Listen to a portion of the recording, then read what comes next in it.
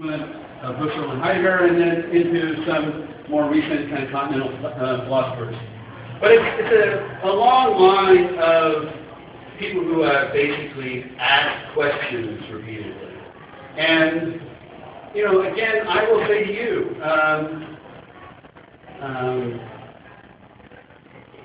don't blame me when you have an exam and you want to topple the foundational thinking of the exam, but within limits, that's what your job is as a learner, is to ask questions about, if somebody says, you should be thinking 1, 2, 3, 4, and 5, I think it's perfectly legitimate for you to ask, why do I need to know that? Now, I'm also saying to you, it doesn't mean that you just go in a lazy way, I don't need to know this. The point is, ask the question, why is somebody telling me this is important? What is their motive? Okay? There's probably a big section of books out there written by the American literary critic Kenneth Burke, who has a great book that he wrote called The Rhetoric of Motives. And his thinking was that we are constantly in this thing, that nothing is innocent. That it's one of those things that,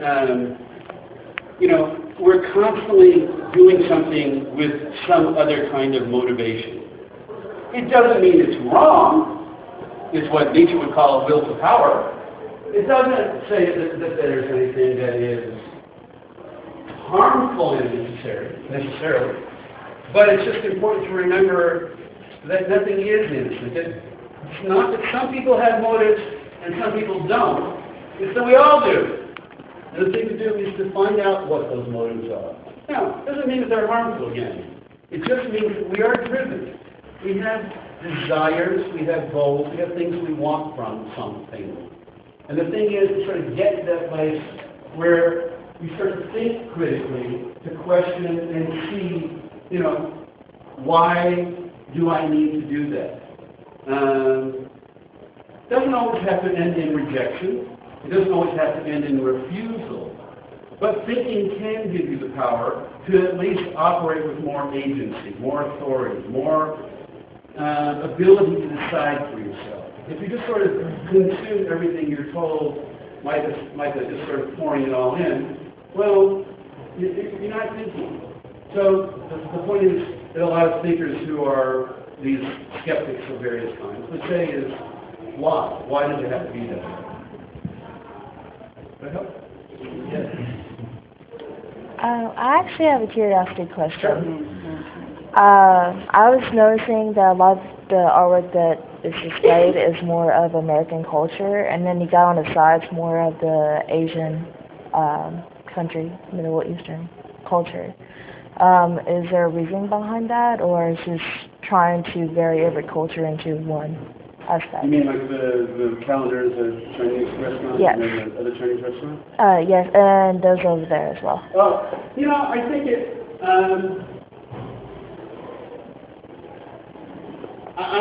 I think your question is astute, accurate,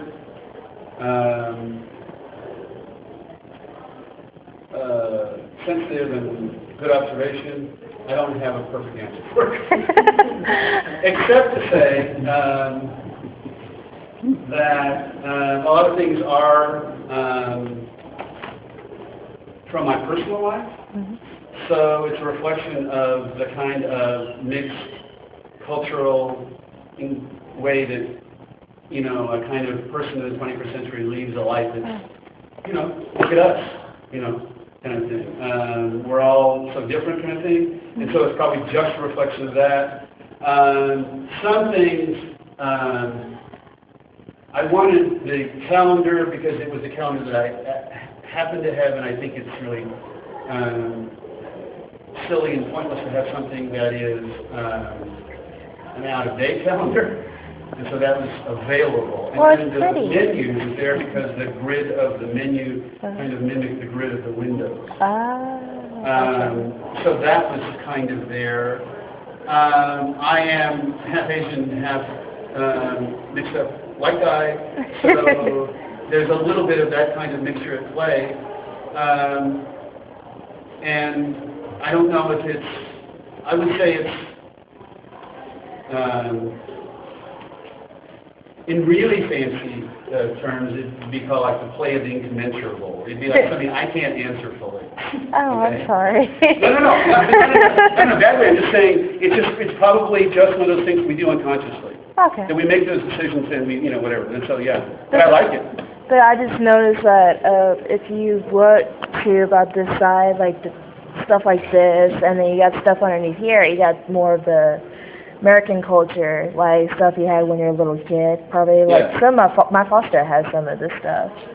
And then on this side, and then on the walls, is more of probably your history or stuff like that. I would say it's,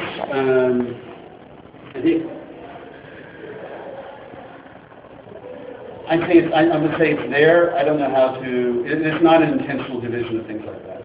The other thing I'll tell you is this. I think for those of you who are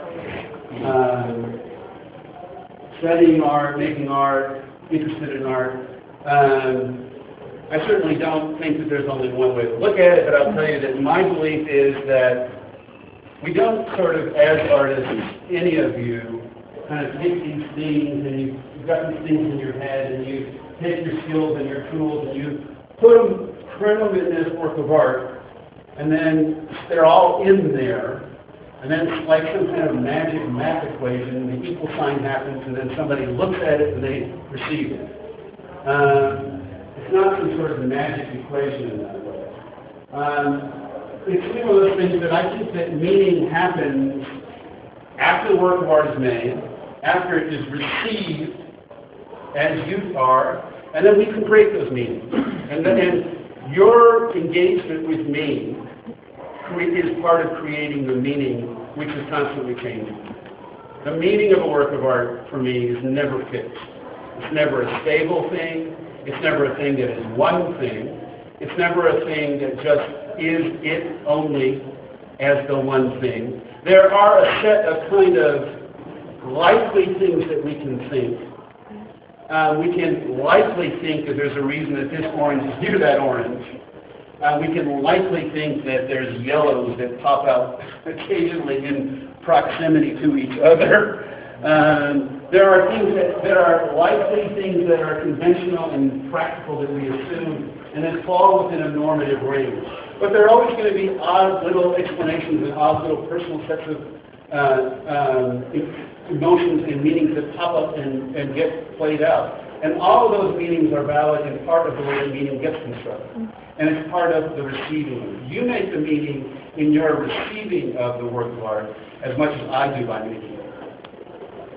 Would it be fair, Stephen, to say that the choice of objects here is a pretty honest sampling if we just in your home or studio, but there's no intent to fetishize the objects by putting them here?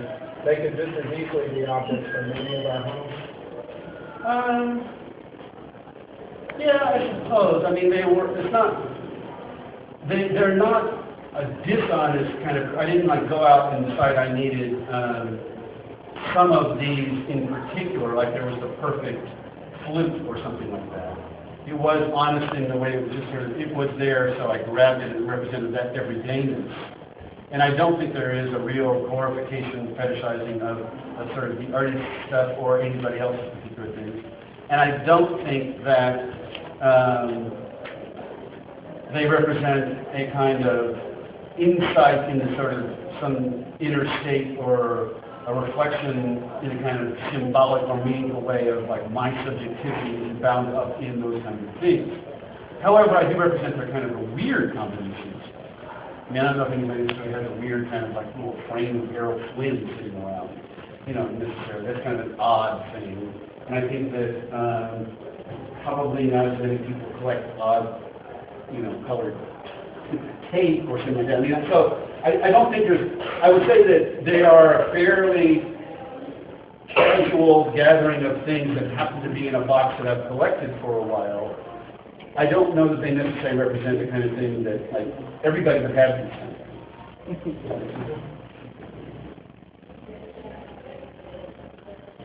Yes. Well, that's good. I know you also do painting. Are you actively painting now? This kind of work is one mode for you. Yeah. I think, again, like getting back to, what I was saying before, is that I think that art making as an activity is really just a way of thinking, a way of operating where we ask questions and question things in general. And so I pursue it in different ways, not to be tied to one thing.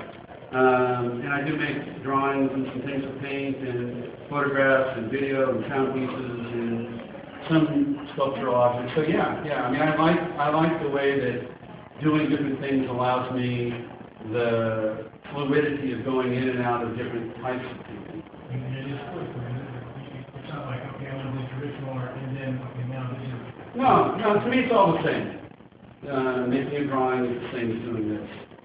It's just part of a process. You have artists that you're particularly interested in working with, you're interested in pictures or Russian collage activities. Yeah. I mean, I think I would say exactly.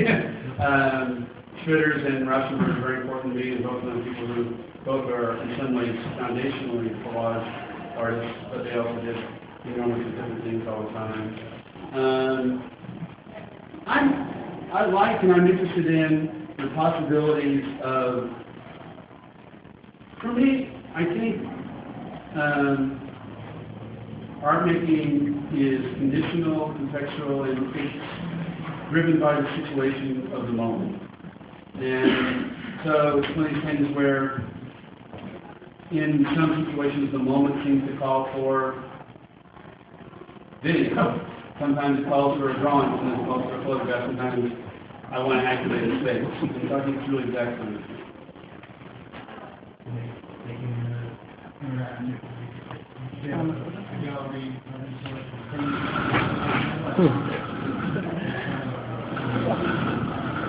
Yeah, I mean, and there have been times when I've tried to integrate some of the flat things with objects, and I'm not sure if it always works. I think it's a hard thing for me, but I want to, and as I said, I really do want.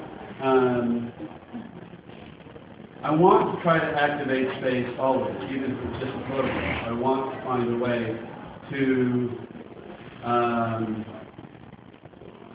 make a viewer aware of their body in space in time, as opposed to just being sort of sucked into an object that takes you into this thing and you sort of forget about all the stuff around you.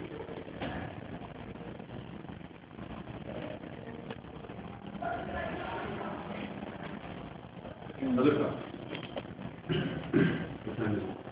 I'll jabber on more. Yeah. Okay. Okay, so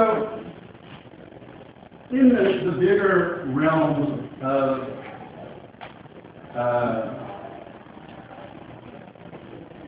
art making in general, I'll post this out for whatever, another 5 minutes to make some noise, but really I also don't want to shut you down. Please ask them.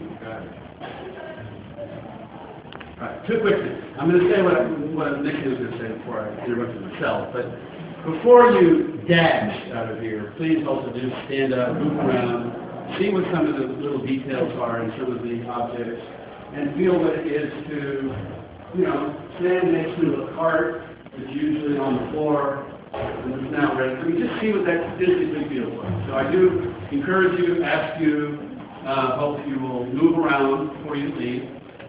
And then from a bigger way, I want to just give you something to think about as you go. In both of your art classes and in your study of the history of art and art making in general. I'm not saying to do something to fight against your stressors, but I just want to leave you with one thought about art making in general. That I believe that much progress comes in art from a couple of things, maybe 3 things. Accidents, mistakes, and discomfort. Right? If you think about the things that you studied in